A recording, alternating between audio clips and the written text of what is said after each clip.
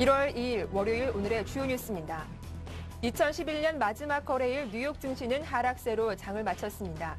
장중 스페인의 재정 적자 규모가 예상보다 크다는 소식이 주가 하락을 이끌었는데요. 금융주들이 전반적으로 약세를 보인 가운데 3대 지수는 모두 약보합권으로 하락 마감했습니다. 유럽 주요 증시가 2011년 폐장일 상승세로 마감했습니다. 미국 경기지표 호전 소식에 상승세를 이어가다 장중 한때 하락세를 보이기도 했지만 장 막판 반등에 성공했죠. 독일은 0.8%대, 프랑스는 1%대로 올랐습니다. 국제 유가는 올해 원유 수요가 줄어들 거란 우려가 나오면서 하락했습니다. 세계 최대 수출 국가인 중국의 경기 침체가 유가 하락의 원인이 됐는데요. WTI는 82센트 내린 98달러 83센트의 거래를 마쳤습니다. 외국의 주요 투자 은행들은 올해 한국의 경제 성장률이 평균 3.4%에 머물 것으로 전망했습니다. 이는 정부의 전망치보다 0.3%포인트 낮은 겁니다. 이명박 대통령은 오늘 오전 10시 청와대 본관에서 새해 국정 운영 방향을 밝히는 특별 국정연설을 시작합니다. 이날 연설을 통해 남북관계 안정과 경제 연착륙이라는 두 줄기 기조를 중심으로 사실상 임기 마지막 해인 임진년의 국정계획을 설명할 예정입니다. 안녕하세요. 2012년 임진년 새해 첫 방송 시작하겠습니다. 굿모닝 대박 예감 일부 박미라입니다.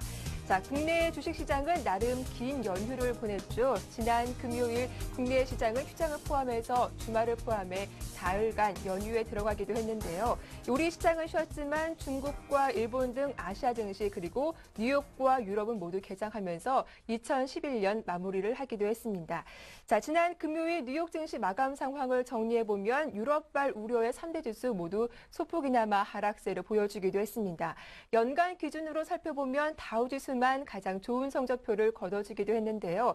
지난 한 해 글로벌 증시 발목을 끊임없이 잡았던 유럽발 우려가 역시 지난 마지막 거래일도 예외가 아니었습니다. 자, 글로벌 이슈들 정리해 보겠습니다. 오늘 글로벌 핫 이슈 우리 투자증권 S&G센터 정태근 전문가와 함께하겠습니다. 안녕하세요. 네, 반갑습니다.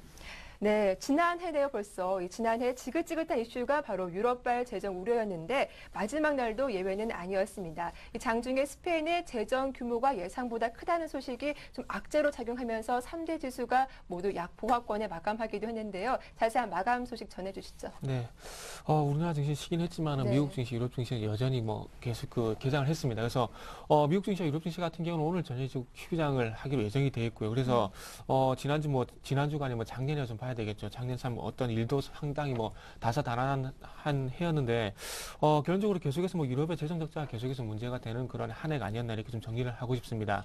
자, 지난주 금요일 날 마감을 했던 미국 증시부터 먼저 한번 좀 살펴보도록 하겠습니다.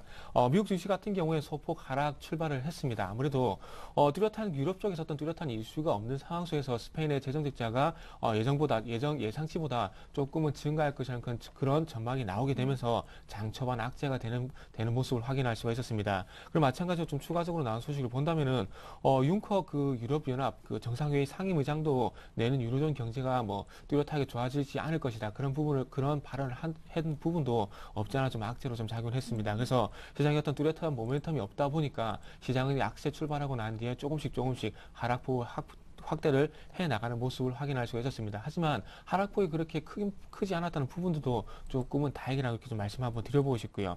어쨌든 뭐 그 시장에서 계속해서 하락폭을 조금씩 늘려가게 되면서 3대 증시는 소폭 하락 마감하는 모습을 확인할 수가 있었습니다. 다우 산업지수 같은 경우는 0.57%, 그리고 나스닥 종합지수는 0.33%, 그리고 S&P 500 지수는 0.43% 소폭 하락 마감을 했습니다. 그래서 그나마 이렇게 조금 그 소폭 하락했다는 부분들을 조금 긍정적으로 좀 평가를 하고 싶습니다. 그리고 보통 폐장일 같은 경우에는 내년은 그 후내년이죠. 내년을 좀 기약하게 되면서 상승 마감하는 것이 좀 보통입니다. 하지만 그 지난주 마지막 거래일 같은 경우에는 유럽 재정위가 마지막까지도 계속해서 악재로 작용을 하면서 발목을 잡으면서 하락 마감을 했습니다. 특히나 금융주가 하락한 것이 지수에 상당히 좀 부담을 줬고요. 금융주가 조금 선방을 했다면 상승 마감할 수 있는 그런 원동력으로 작용할 수 있었는데 조금은 아쉽다고 좀 말씀드려야 될 것 같습니다. 연간 기준을 봤을 때 다우지수 같은 경우는 5.5% 상승을 했고요. 나스닥 지수는 1.8% 정도 하락을 했습니다. 그 종목들도 한번 좀 살펴보도록 하겠습니다. 올해 좀 베스트 상승률을 좀 보인 종목 같은 경우에는 맥도날드입니다. 맥도날드 같은 경우에는 연간 기준으로 봤을 때 30.7%의 상승률을 기록을 했고요. 애플 같은 경우에는 25.5%, IBM도 마찬가지로 25.5% 정도 상승률을 좀 기록을 하게 됐습니다. 그래서 애플 같은 경우 잡스가 그 사망하게 됐지만 그래도 1년 단위로 봤을 때는 상당히 좀 선방했다 봐야 될 것 같고요. 그리고 뭐 어떤 그 대표적인 내수주를 할 수 있는 맥도날드가 상당히 선방을 했다는 부분도 조금은 뭐 특징적이라 봐야 될 것 같습니다. 자, 워스트 종목도 한번 살펴봐야 될 것 같은데요. 네. 뱅크 오브 아메리카가 1년 기준으로 봤을 때 마이너스 58.3%를 기록을 했습니다. 거기서 보통 뭐 반토막이라는 그런 표현을 많이 쓰는데 거의 뭐 반토막 넘는 그런 하락세를 보였고요.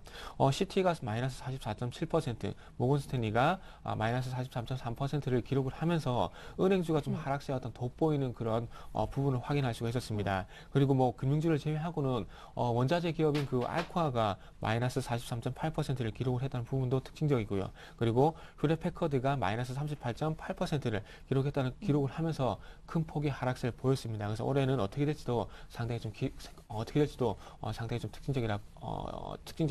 특징적으로 한번 말씀 한번 드려보고 싶습니다. 네, 이렇게 뉴욕 증시 상승의 발목을 잡았던 요인이었죠. 스페인 내용 다시 한번 정리를 해보겠습니다. 장중 스페인의 재정 적자 규모가 예상보다 크다는 소식이 나오기도 했습니다. GDP 대비 예상은 한 6%였는데 8%에 이를 것이다라는 그런 소식이 나오기도 했죠. 아무래도 추가 재정 긴축이 불가피할 것으로 보여지는데 이 내용 자세하게 전해주시죠. 참 스페인의 재정 적자 같은 경우는 뭐 실업률만큼이나 좀 상당히 높은 것 같습니다. 일단은 뭐 그 지금 현재 고실업률이 계속해서 지속이 되고 있고 그러면서 경기가 개선되지 않는 상황 속에서 재정 적자를 달성하기는 좀 조금은 무리수가 아닌가 좀 이렇게 생각을 하고 있습니다. 스페인 정부 같은 경우에 올해 재정 적자 감축 목표를 6%를 달성하지 못하면서 세금 추가 인상과 공공부문 임금 동결 등의 주요 내용 동결 같은 내용들을 주요 내용으로 하는 내년 긴축안을 확정 발표를 했습니다. 재정 감축 규모 같은 경우에 60억 유로 정도의 세금 인상 그리고 89억 유로 정도의 지출 삭감을 더한 한 149억 정도 됩니다. 그리고 올해 재정 적자 규모는 정도고요. 그래서 올해 재정 적자 규모가 한 GDP 대비 한 8% 정도 되지 않겠나 그런 전망도 이제 나오고 있습니다. 그래서 EU 전망치인 6.6% 그리고 블룸버그 예상치인 6.9%를 상회할 것으로 이제 보이고 있습니다. 그리고 이탈리아와 독일과 좀 비교해 봤을 때 이탈리아 대비해서는 한 2배 정도 그리고 독일에 비교해서는 한 4배 정도 많은 수준이라고 합니다.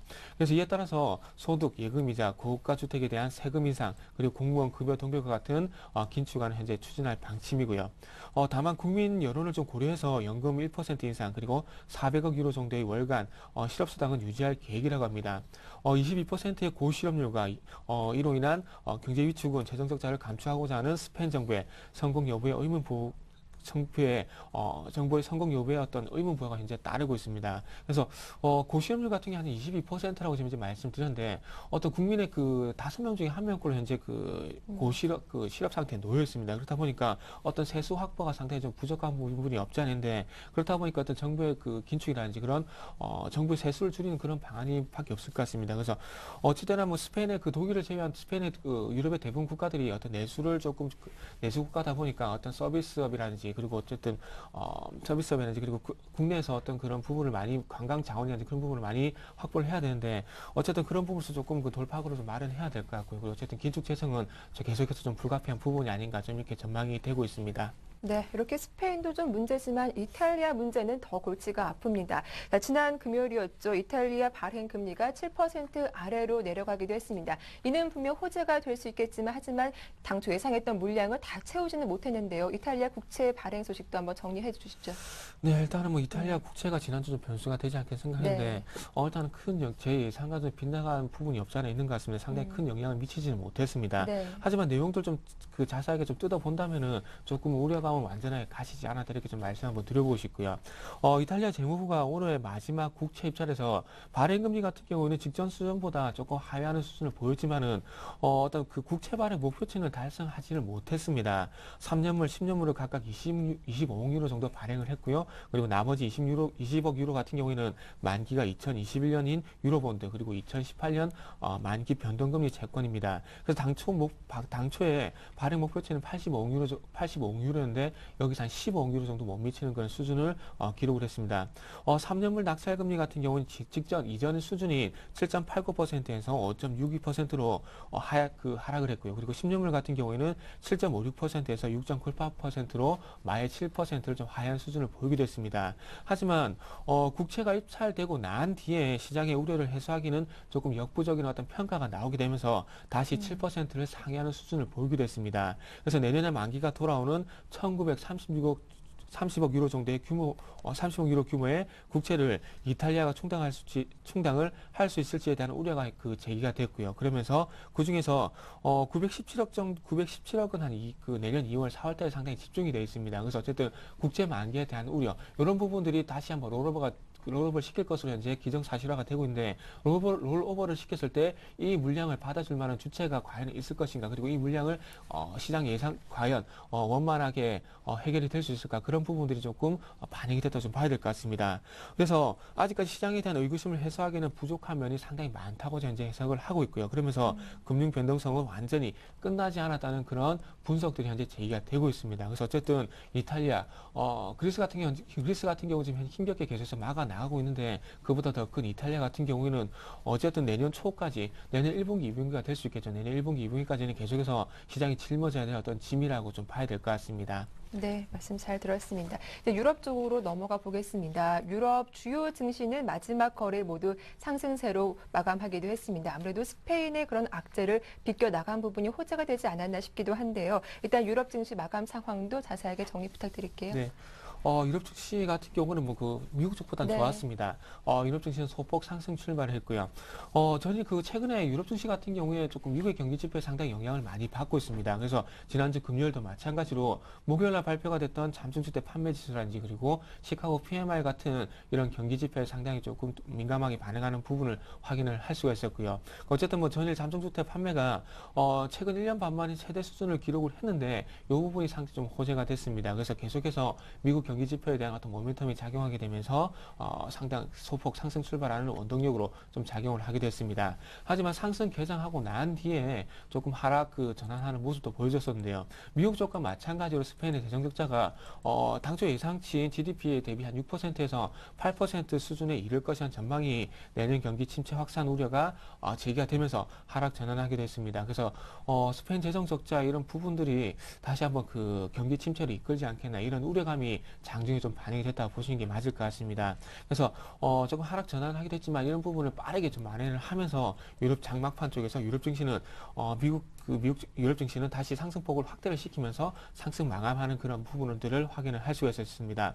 미국의 경기 지표가 4분기를 기점으로 회복으로 돌아서면서 미국 경기에 대한 어떤 회복에 대한 기대감이 작용을 했고요. 그리고 유럽 해결의 중심에 있는 독일의 쇼이블레 재무장관이 인터뷰에서 내년 위기 상황과 그리고 유로존은 안정을 찾을 것이라는 그런 발언이 호재가 됐습니다. 그래서 조금 전에 말씀드렸던 융커 상임의장과 그리고 쇼이블레 재무장관의 어떤 의견은 조금 틀린 부분도 확인을 할 수가 있었고요.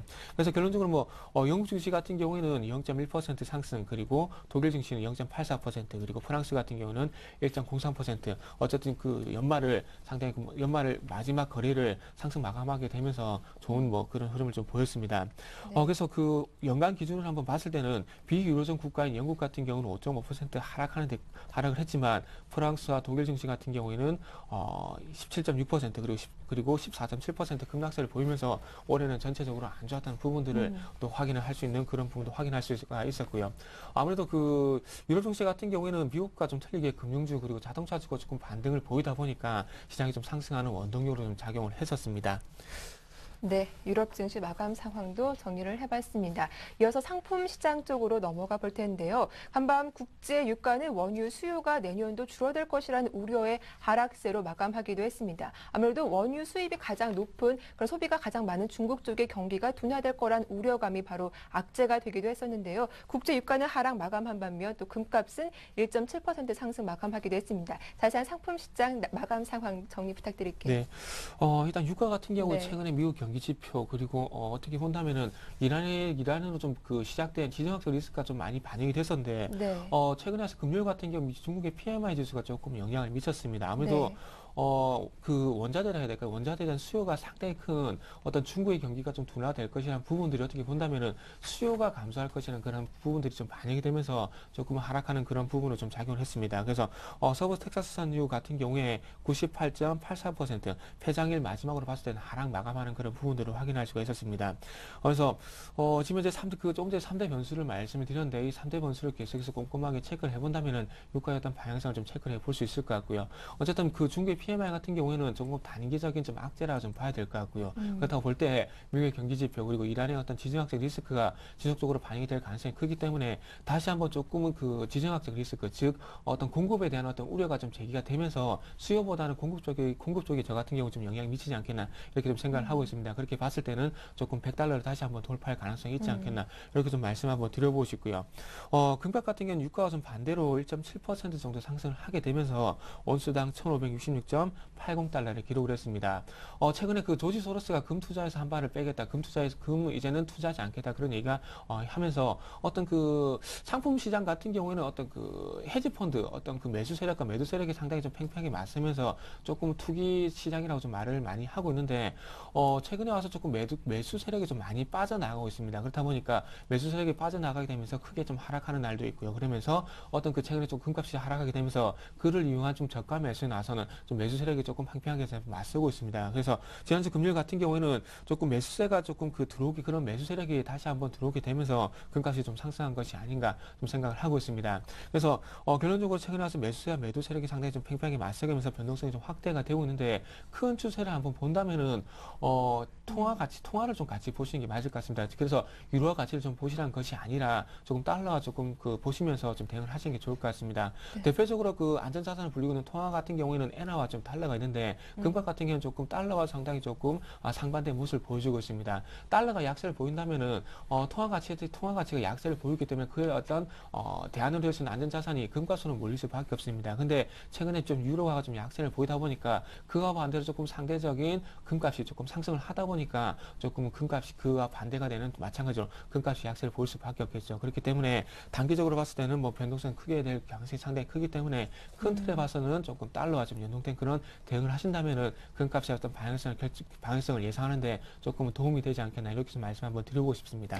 네, 저희가 좀 국제 유가 내용을 살펴보면서 중국 PMI 지수 이야기를 잠깐 살펴봐 드렸는데요. 일단 HSBC에서 발표한 내용은 50을 하회하면서 좀 경기가 둔화될 것이다. 이러한 우려가 나오기도 했습니다. 하지만 중국 물류구매협회에서 발표한 내용에 따르면 50을 넘어서면서 좀 제조업 경기가 확장되고 있다라고 해석을 해볼 수 있을 것 같은데요. 일단은 이렇게 중국 물류구매협회에서 발표한 내용과 HSBC에서 발표한 내용, 선정 기업군이 다르기 때문에 좀 지표는 다르게 나올 수 있겠다라는 이야기 저희가 앞서도 충분히 살펴본 바가 있지 예, 예. 않습니까? 그런데 아마 투자자분들은 좀 헷갈릴 것 같아요. 어떤 부분 좀 중점해서 살펴보는 게 네, 좋을까요? 일단 PMI 같은 경우에는 일단 네. 뭐 추세적으로 봤을 때 조금 하락 국면에 들어갔다 보시는 게 맞을 것 같습니다. 네. 일단 뭐 그 HSBC에서 발표하는 그 민간 PMI죠. 민간 PMI 같은 경우는 말씀을 하셨듯이 48.7을 기록을 했고요. 하지만 중국에서 발표하는 그 PMI 같은 경우에는 12월 달 PMI 같은 경우는 50.3을 기록을 했습니다. 그래서 50을 기준으로 해서 50을 넘었을 때는 확장, 그리고 50을 하회했을 때는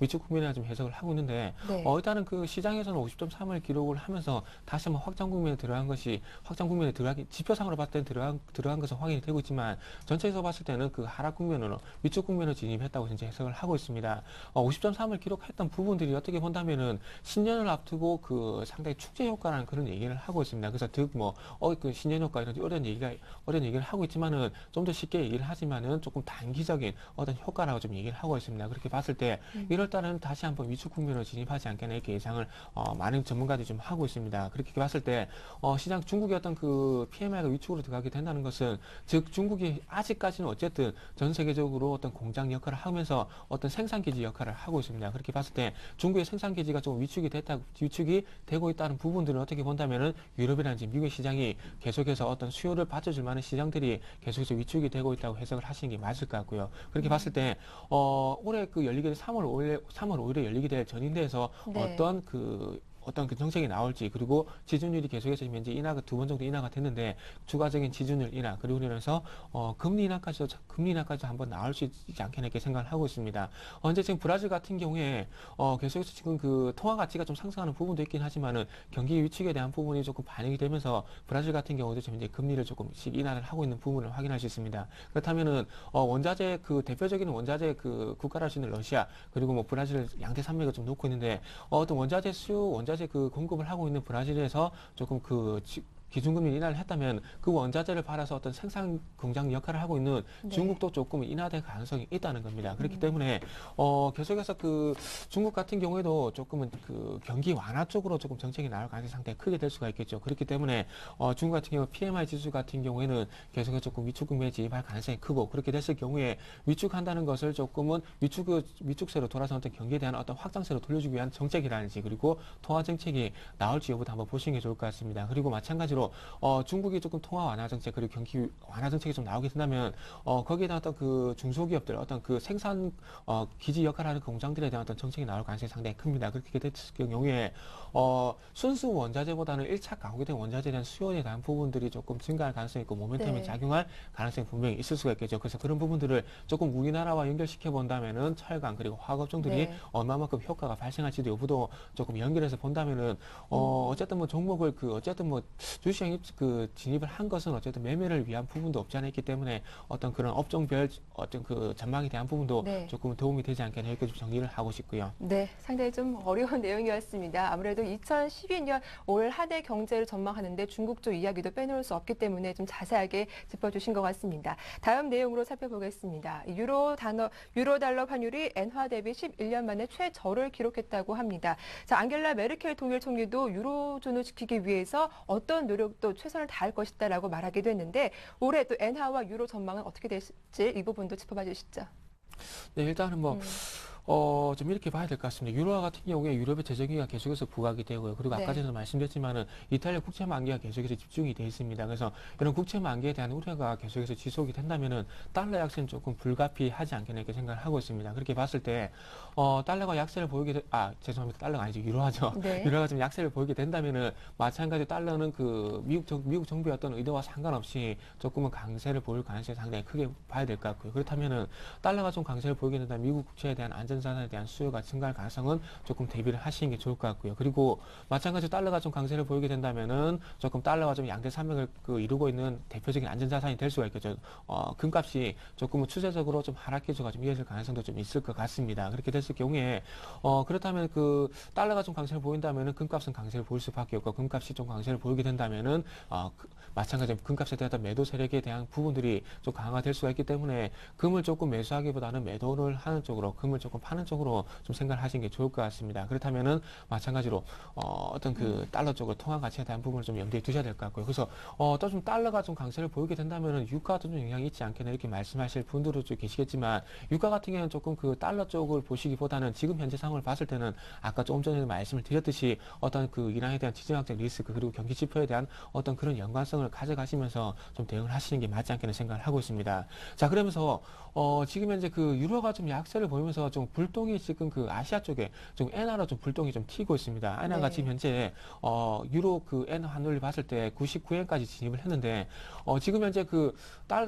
조금 그 달러가 약세를 보이면서 좀 엔화가 조금 그 피해를 봤었는데 유로가 좀 약세를 보면서 또 엔화가 좀 피해를 보게 됐습니다. 그렇다면은 유로가 약세를 보이고 엔화가 좀 강세를 보이게 된다면 어떤 그 피해가 발생하게 우리나라 같은 게 조금 호재가 될 수밖에 없고 그리고 마찬가지로 엔화는 조금 약세를 보일 수밖에 없는데 마찬가지로 지난번에 지진이 발생하게 되면서 엔화가 좀 강세를 보였을 때 우리나라에 대한 수출 기업에 대한 그 호재가 있었고 그리고 마찬가지로 일본의 자동차 기업이라든지 수출 기업에 좀 그 타격을 입을 수밖에 없습니다. 그렇게 됐을 경우에 일본 같은 경우는 재정 적자에 대한 부담이 발생할 수밖에 없고요. 네, 말씀 잘 들었습니다. 이제 2011년 지난 한 해를 돌이켜보면 유럽발 우려가 글로벌 증시 최대 적이기도 했습니다. 하지만 미국 증시를 살펴보면 끊임없이 회복에 대한 기대감을 갖게 하고 있는데요. 이런 유럽발 불안 요소들, 과연 올해 한 해는 좀 떨쳐버릴 수 있을까요? 야, 일단은 뭐 그 부분도 네. 제가 조금 아마 미래신문을 볼 수 있다면 저도 확실한 답을 줄 수 네. 있을 것 같습니다. 저도 항상 그 미래신문을 좀 볼 수 있는 그런 뭐 초능력이 있었으면 좋겠다는 그런 그 말씀을 좀 우스갯소리를 많이 드리는데 네. 일단 조금 어쨌든 연초기 때문에 연초 그 올해에 대한 기대감은 좀 작용하지 않겠는 생각을 하고 있습니다. 그래서 어쨌든 연초에 1월 달로 봤을 때 1월 초반 쪽 같은 경우는 조금 연초에 대한 기대감은 좀 작용하지 않겠는 생각을 하고 있지만 1월 9일 날 베를린에서 영국과 프랑스와 독일의 어떤 그 정상회담이 예정이 돼 있고요. 그러면서 23일, 30일로 갈수록 유로존 회의 그리고 유로 정상회의가 예정이 돼 있습니다. 그러면서 네. 여기서 어떤 결과가 나오느냐에 따라서 조금 랠리가 지속이 될 것인지 아니면 계속해서 변동성이 확대가 될 것인지 조금 확인할 수 있을 것 같다. 이렇게 좀 말씀을 드릴 수밖에 없을 것 같습니다. 일단은 앞으로 발표 예정되어 있는 그런 이벤트들 어떠한 내용들이 나오는지 그 부분을 확인해야 한다라고 말씀을 해주셨습니다. 자, 그러면 이번 주 뉴욕 증시 체크 포인트 어떤 것들이 있는지 궁금한데 역시 경제 지표들 그리고 또 기업들 실적 발표도 예정돼 있다고요? 네. 일단 이번 주 네. 그 뉴욕 지표의 어떤 키포인트는 고용 지표가 아닌가 좀 말씀 한번 드리고 있습니다. 그래서 쭉 한번 불러드릴 테니까 좀 참고를 해보셨으면 좋을 것 같습니다. 자, 월요일은 휴장이고요. 그래서 1월 3일부터 좀 봐야 될 것 같은데, 1월 3일 같은 경우는 12월 ISM 제조업 지수가 발표가 되고요. 그리고 11월 건설 지출, 그리고 FOMC 의사록이 공개가 됩니다. 그리고 1월 4일 같은 경우에는 MBA 모기지 신청 지수, 그리고 11월 공장 주문, 그리고 소비를 좀 가늠할 수 있는 12월 자동차 판매도 발표가 예정이 돼 있습니다. 그리고 1월 5일로 한번 넘어가 본다면 1월 5일 같은 경우는 12월 ADP 고용 지표가 발표가 되고요. 주간 신규 실업시장 청구 건수 그리고 12월 ISM 비제조업 지수가 발표가 됩니다. 그리고 1월 6일 같은 경우에는 가장 중요한 비농부문 고용자 지표 그리고 12월 실업률이 발표가 예정이 돼 있습니다. 네, 일단은 이번 한 주 좀 고용 쪽에 포커스가 맞춰져 있으니까 이 부분 어떻게 나오는지 잘 확인하시면 좋겠습니다. 자, 오늘 새해 첫 순서 정태근 전문가와 함께했습니다. 수고 많으셨습니다. 네,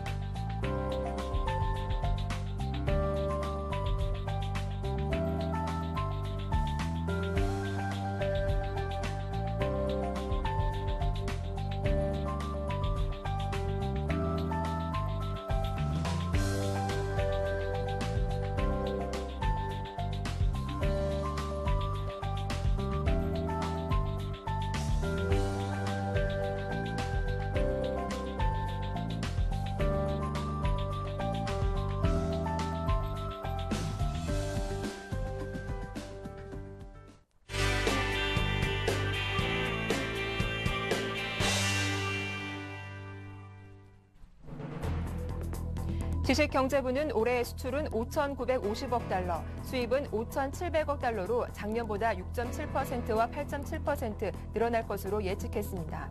하지만 지난해 수출과 수입이 20% 이상 성장한 것에 비하면 성장세는 떨어진 겁니다. 국제신용평가사 피치는 세계 경제 둔화로 아시아 신흥국들의 올해 경제 성장률 전망을 7.4%에서 6.8%로 낮추면서 신용등급을 올릴 수 있다고 밝혔습니다. 재벌닷컴은 지난해 1조 클럽에 해당하는 주식 보자가 16명으로 전년도에 비해 2명 증가했다고 전했습니다. 또 1,000억 원 이상 주식 보자도 177명으로 전년도보다 12명 늘어난 것으로 집계됐습니다. 휴대전화 가격 표시제가 새해 첫날부터 본격 시행됩니다. 지식경제부는 모든 휴대전화와 태블릿 PC 등의 통신요금제별로 단말기 가격을 의무적으로 표시해야 하는 휴대폰 가격 표시제를 시행한다고 밝혔습니다. 네, 서울경제신문을 통해서 국내외 경제 이슈들 전해드리는 이슈앤이슈 시작하겠습니다. 오늘 순서는 서울경제신문 부동산부의 이혜진 기자와 함께하겠습니다. 안녕하세요. 예, 안녕하세요. 네, 첫 번째 소식입니다. 올해 세계 경제가 유럽을 중심으로 침체에 빠지면서 우리나라 역시 수출에 영향을 미칠 것이다라는 내용이 나왔습니다. 지난해 두 자릿수 성장률이 수출입 증가율이 올해는 한 자릿수도 줄어들 것이다. 이런 내용이라고요. 예, 지식경제부가 올해 수출입 전망치를 내놨는데요. 수출은 5,950억 달러, 수입은 5,700억 달러로 지난해보다 각각 6.7%와 8.7% 늘어날 것으로 예측했습니다. 지난해 수출과 수입이 전년 대비 20% 이상 성장했던 것에 비해서는 성장세가 뚝 떨어질 전망입니다. 지난해 수출은 전년 대비 약 20% 상승한 5,570억 달러였고요. 수입은 23% 증가한 5,240억 달러로 전체 무역 규모가 1조 823억 달러에 달하면서 사상 처음으로 연간 수출 5천억 달러, 무역 1조 달러 시대를 열었습니다. 세계 수출 규모는 7위를 차지한 것으로 나타났습니다. 그러나 무역 흑자 규모는 줄었는데요. 총 333억 달러에 그치면서 2010년에 비해서 약 19% 정도 감소했습니다. 올해는 무역 흑자 규모가 더 줄어들 것으로 보이는데요. 지난해에 비해서 약 25% 감소한 250억 달러에 그칠 것으로 전망됐습니다. 네, 올해 무엇보다 이 불확실성이 크다는 게 가장 큰 문제가 되지 않을까 싶은데 어떤 악재가 우려되는지 궁금합니다. 자, 그렇다면 좀 기대해 볼 수 있는 긍정적인 기회 요인은 없는 건가요? 예, 위기와 기회 모두가 함께 있는데요. 일단 유로존 위기가 가장 큰 불확실성입니다. 또 우리나라 경제 의존도가 높은 중국 경제 역시 고성장을 이어가지 못하는 거 아니냐라는 우려도 있습니다. 미국이 이란 추가 제재를 할 경우에 이란 원유 의존도가 높은 우리나라는 수입 물가가 상승할 가능성도 있습니다. 그러나 말씀하신 대로 기회 요인들도 있는데요. 한미 자유무역협정 발효로 대미 수출이 늘어날 것으로 예상되고요. 런던 올림픽 특수도 기대됩니다. 신흥국의 경우에는 여전히 선진국에 비해서 상대적으로 견조한 성장세를 지속하고 있어서 이들 신흥 국가를 대상으로 한 자동차나 일반 기계 수출은 나쁘지 않을 것으로 예상됩니다. 또 지난해 다소 부진했던 반도체와 액정 디바이스 등 정보기술 산업도 지난해 워낙 바닥권이어서 올해는 반등세를 보이지 않을까 하는 기대도 있습니다. 네, 이렇게 아시다시피 올해 경제 전망 그렇게 밝지는 않은데요. 국제신용평가사인 피치가 이렇게 경제 성장률 전망치는 소폭 좀 수정하기도 하면서 아시아 신흥국들의 국가 신용 등급을 또 올릴 수 있겠다 이러한 말을 하기도 했더라고요. 가능성 있는 이야기일까요? 예, 국제신용평가사 네. 피치는 세계 경제 둔화로 아시아 신흥국들의 올해 경제 성장률 전망치를 7.4%에서 6.8%로 낮추면서도 신용 등급은 올릴 수 있음을 시사했습니다. 그 이유는 유럽발 글로벌 경제 위기에도 불구하고 아시아 신흥국들이 선전하고 있기 때문입니다. 아시아 국가들은 아직 유럽처럼 복지 수준이 높거나 고령화가 진행되지 않아서 국가 재정이 튼튼한 편이고요. 이로 인해서 대외에서 자금을 꾸어오기에도 신용도가 나쁘지 않은 상황입니다. 이같이 튼튼한 재정적, 금융적 역량을 바탕으로 성장세를 이어갈 수 있을 것으로 피치사는 전망하고 있습니다. 피치는 지난 11월에 우리나라 국가 신용등급 전망을 안정적에서 긍정적으로 상향 조정한 바 있는데요.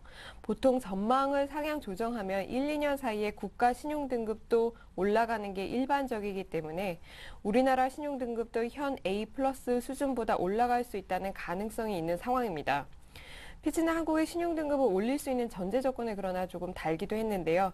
올해 대규모 채권 만기 도래를 무사히 넘기고 금융 안정성과 재정 건전성을 유지해야 한다. 이런 단서를 달았습니다. 현재로서는 이 같은 전제 조건을 무리 없이 달성할 수 있을 것으로 보입니다. 그러나 그 사이에 아주 중요한 변수가 하나 생겼는데요. 바로 김정일 북한 국방위원장의 사망입니다. 김 위원장 사후에 지정학적 긴장이 확대되면 신용등급 상향 조정에 걸림돌이 될 수 있을 것으로 보입니다. 네, 좀 다음 소식입니다. 작년 증시가 하락하면서 대부분 투자자분들 좋지 못한 성적표를 거두셨을 텐데요. 그런데 1조 원대 국내 주식 부자는 오히려 증가했다고요? 예, 그렇습니다. 재벌닷컴에 따르면 지난해 1조 원대 주식 부자는 총 16명으로 전년에 14명보다 2명 증가했습니다. 또 1천억 원 이상 주식 부자는 177명으로 전년도보다 12명 늘었습니다. 상장사 주식부자 1위 자리는 2년 연속 이건희 삼성그룹 회장이 차지했습니다. 이 회장의 주식 평가액은 8조 7,920억 원으로 전년도에 비해서는 조금 감소했지만 그래도 1위 자리를 고수했습니다. 삼성생명 주가가 조금 부진했지만 삼성전자의 선전으로 이 회장은 선두 자리를 유지할 수 있었습니다. 2위는 6조 5,400억 원을 보유한 정몽구 현대차 회장입니다. 3위는 정의선 현대차 부회장이고요. 그가 보유한 주식 가치는 2조 7,700억 원 선입니다. 4위는 검찰 수사를 받고 있는 최태원 SK그룹 회장인데요. 2조 2천억 원대의 주식을 보유하고 있습니다. 이외에 김준일 락앤락 회장과 조양래 한국타이어 회장, 그리고 이재현 CJ그룹 회장이 올해 1조 원 클럽에 새로 들어왔습니다. 네, 락앤락 회장 정도를 제외하고는 기존 그룹사 오너들이 여전히 상위권에 자리하고 있군요. 그런데 이 젊은 주식 부자들 중에는 올해 자수성가형 CEO들이 좀 많이 포진돼 있다고요? 예, 만 45세 미만 젊은 부호 상위 100명 중에는 자수성가 부자 19명이 이름을 올렸습니다. 대표적인 경우가 온라인 게임 신화를 이룬 김정주 NXC 회장인데요. 그는 일본 증시의 계열사인 넥슨재팬을 상장하면서 자산이 2조 원대로 불어났습니다. 김 회장과 게임업계의 라이벌인 김택친 NC소프트 사장의 지분 가치는 1조 6,600억 원 선이었습니다. 네이버 창업자인 이혜진 NHN 이사회 의장이 약 4천억 원, 미래의 전설을 탄생시킨 박관호 위메이드 대표이사가 약 3,400억 원으로 총 18위에 올랐습니다. 이외에도 골프존을 창업한 김원일 대표이사나 김병관 웹젠 대표이사, 그리고 양현석 YG 엔터테인먼트 대표이사 등이 1,000억 원 이상 주식을 보유하고 있는 것으로 나타났습니다. 네, 다음 내용 살펴보겠습니다. 새해부터 휴대전화 가격 표시제가 본격적으로 시행되고 있습니다. 불투명한 유통 질서를 바로잡기 위해서 이 같은 조치가 내려진 것인데 과연 휴대전화 가격 표시제 어떤 것인지 자세한 설명 부탁드립니다. 예, 휴대전화 가격 표시제가 올해부터 본격적으로 시행되면서 앞으로 공짜 폰 광고는 사라지게 될 것으로 보입니다. 지식경제부는 공정거래질서 확립을 위해 지난해 10월 제정한 휴대전화 가격 표시제에 관한 고시를 1일부터 시행한다고 밝혔습니다. 이에 따라 실제로는 휴대전화 값이 포함돼 있지만 마치 공짜이거나 대폭 할인된 것처럼 파는 행위가 금지됩니다. 예를 들어 3호 요금제에서는 휴대폰 가격 공짜 이런 광고를 할 수 없게 되는 건데요. 네. 사실은 통신 가격 할인 등을 통해서 휴대폰 가격을 지불하고 있는 것인데도 손님을 끌어모으기 위해서 그동안 기만적인 상수를 써왔습니다. 대신 앞으로는 휴대전화 가격을 통신비와 분리해서 가격을 명확히 표시하도록 의무화됩니다. 또 같은 모델의 휴대전화도 매장에 따라 가격 차이가 그동안 매우 컸는데요. 이는 보조금이나 복잡한 요금제 때문에 벌어진 일이었습니다. 앞으로 휴대전화 가격 표시제가 시행되면 이 같은 가격 차이도 많이 줄어들 것으로 보입니다. 네, 끝으로 오늘 새해 첫 주 주요 일정 전해주시죠. 예, 오늘은 한미 FTA 추가 보완 대책에 대해서 관계부처 합동 브리핑이 열립니다. 또 한국은행이 12월 말 외환 보유액을 발표합니다. 4일에는 기재부 장관과 통상교섭본부장 등이 참여한 위기관리 대책회의가 열리고요. 5일에는 통일부에서 2012년 대통령 업무보고를 합니다. 김 위원장 사망 이후에 대북 정책을 발표하는 자리입니다. 6일에는 광노현 서울시 교육감 선고 공판이 예정돼 있습니다. 네, 말씀 잘 들었습니다. 지금까지 서울경제신문 부동산부의 이혜진 기자와 함께했습니다. 수고 많으셨습니다. 잠시 후 이슈앤 진단 함께하겠습니다.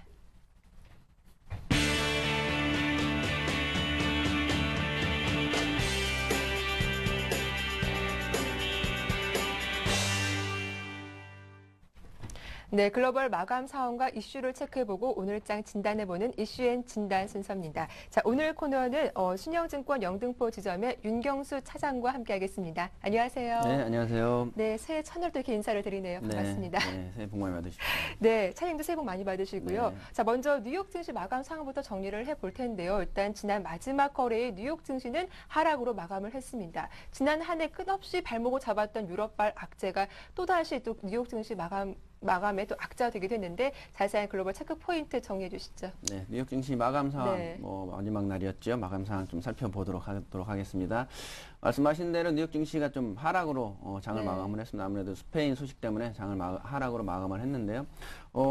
전통적으로는 뉴욕 증시가 폐장일에는 좀 상승세로 장을 마감을 하면서 기대감을 좀 높이면서 마감을 한 거에 비하면 조금 이례적이지 않는가. 하지만 말씀하신 대로 여전히 유럽의 위기감 때문에 불안감이 여전히 남아있으면서 이런 부분은 장을 하락으로 마감을 했다. 그래서 스페인의 재정 적자 규모가 국내 총생산 GDP죠. GDP 대비 8%대로 8%에 달할 것으로 전망되면서 주가를 하락으로 이끌었다.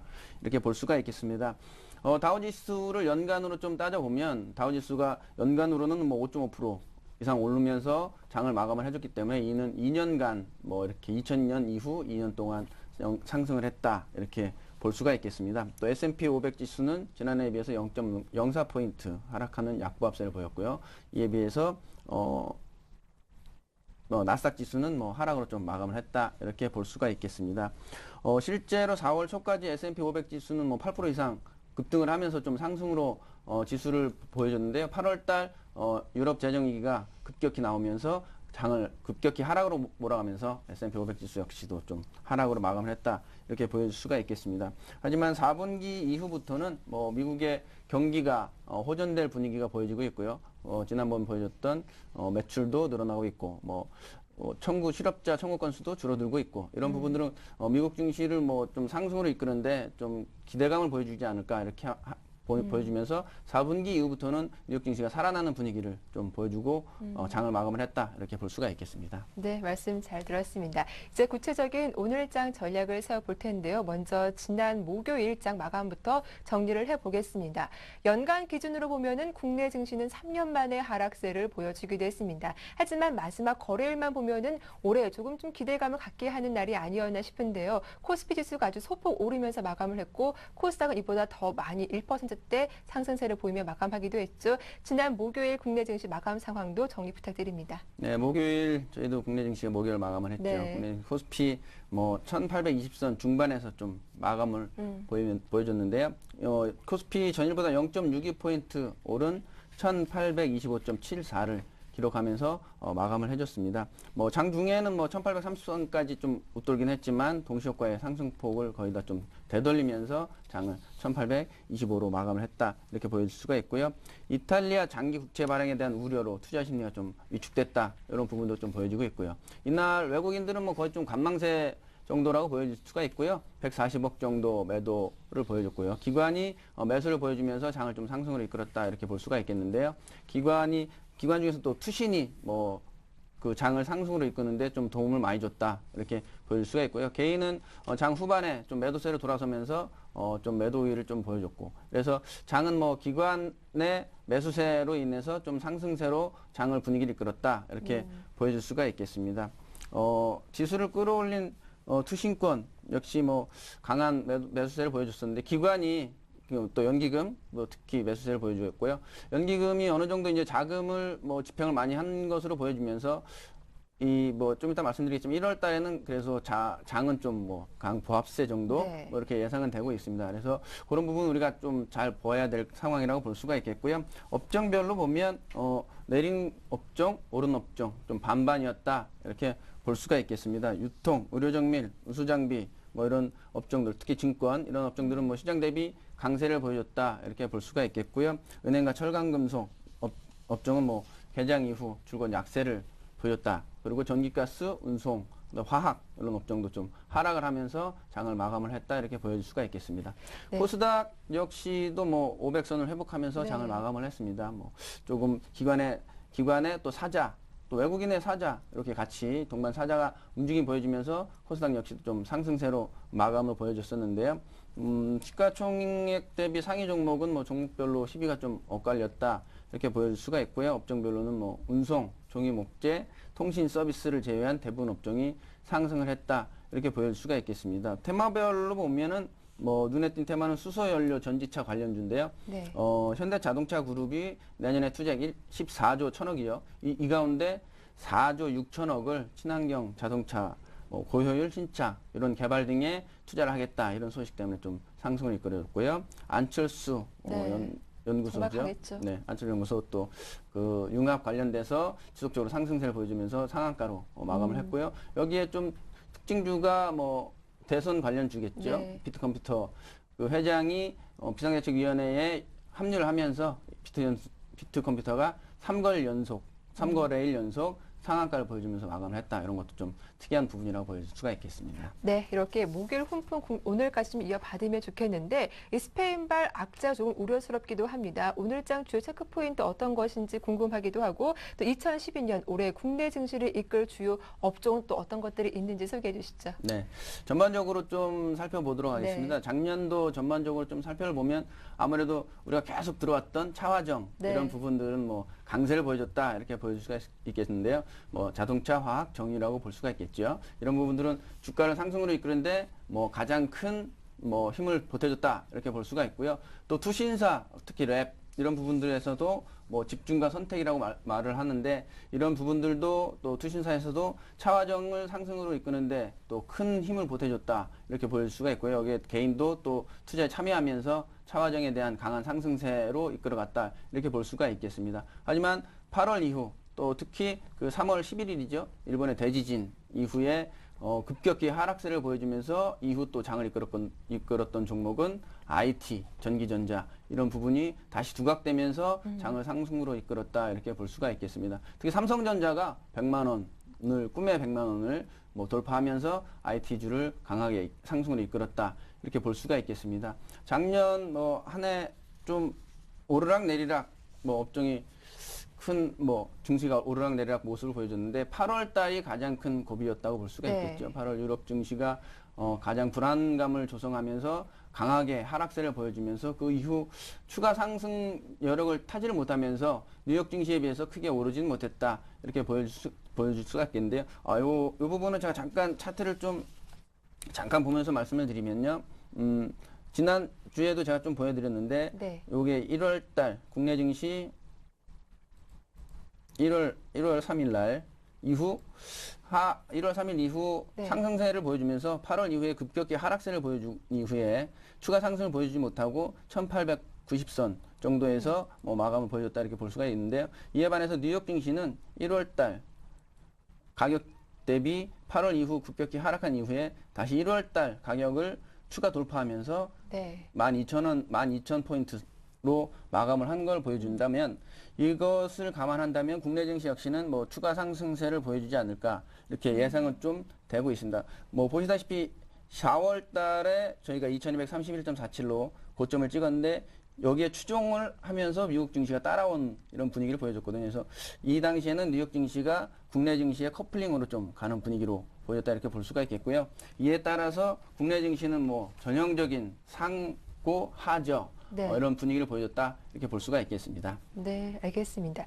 자, 앞서도 잠깐 언급을 해주셨지만 1월 달은 전통적으로 좀 강세장을 예상하기도 합니다. 1월 달 증시 전망과 함께 또 오늘 첫 거래일이기도 한데 오늘 1월 2일 오늘장 전망까지 한번 들어보도록 하죠. 네, 오늘 1월은 뭐 중국의 춘절 네. 효과 기대가 좀 크다고 볼 수가 있겠는데요. 아까 좀 전에 말씀을 좀 못 드렸는데 국내 올해 증시는 뭐 여전히 하반기에 상승으로 이끌었던 IT, 전기전자 그다음에 자동차 이런 부분을 강하게 볼 수가 있겠고요. 또 1월 달에는 아무래도 기대감이 있기 때문에 조금 주가를 상승으로 가지 않을까 이렇게 예상이 되고 있습니다. 네, 알겠습니다. 자, 그럼 오늘장 역시 좀 전망이 어떨까요? 네, 오늘 장은 아무래도 좀 뭐 초반에는 좀 약세를 가다가 네. 뭐 후반기에는 좀 이후에는 하반기 아니라 오후장에는 네. 좀 상승세로 장을 좀 이끌지 않을까 이렇게 예상이 되고 있어서 네. 조금 뭐 매수를 해두시고 단기 차익을 좀 누리셔도 괜찮지 않을까 이렇게 예상이 되고 있습니다. 네, 말씀 잘 들었습니다. 자, 그렇다면 지난주 관심 종목 AS를 받아봐야겠죠. 유비케어 말씀하셨는데 흐름이 어땠나요? 네, 유비케어 네. 아까 말씀드렸던 비트컴퓨터 관련해서 같이 테마주로 가면서 뭐 유비케어가 금요일이었죠? 금요일은 12월 29일이었죠? 상한가 가까이 올라갔다가 네. 빠지면서 뭐 제가 이제 말씀드렸던 4,000원 선을 훌쩍 뛰어넘고 뭐 목표가를 돌파했기 때문에 네. 이미 차익 실현하셨다면 뭐 추가 매수는 안 하셔도 되지 않을까 이렇게 예상이 되고 있네요. 네, 좀 따라서 매수하신 분들이라면 수익이 나셨을 텐데 수익 보신 분들 축하드리겠습니다. 자, 그렇다면 오늘 또 새로운 관심 종목은 어떤 종목 들고 오셨는지 궁금합니다. 네, 이번에는 아시아나항공을 좀 들고 왔는데요. 네. 아무래도 뭐 여행 시즌, 극성수기라고 하죠. 여행 시즌이 도래됐고 지금 유가도 좀 안정을 찾아가고 있고 환율 또한 안정을 찾아가고 있기 때문에 이런 부분을 감안해서 아시아나항공 지난번에 금호석유화학이 아시아나 주가를 뭐 매도를 했다 이런 부분이 나오면서 죄송합니다. 이런 부분이 나오면서 주가를 하락을 이끌었는데 이런 부분은 뭐 공시를 통해서 이에 대한 부분은 관련이 없다 이렇게 공시를 통해서 나왔기 때문에 아무래도 추가 상승 여력은 충분히 있다 이렇게 보일 수가 있고요. 차트를 좀 보면서 말씀을 드리면요.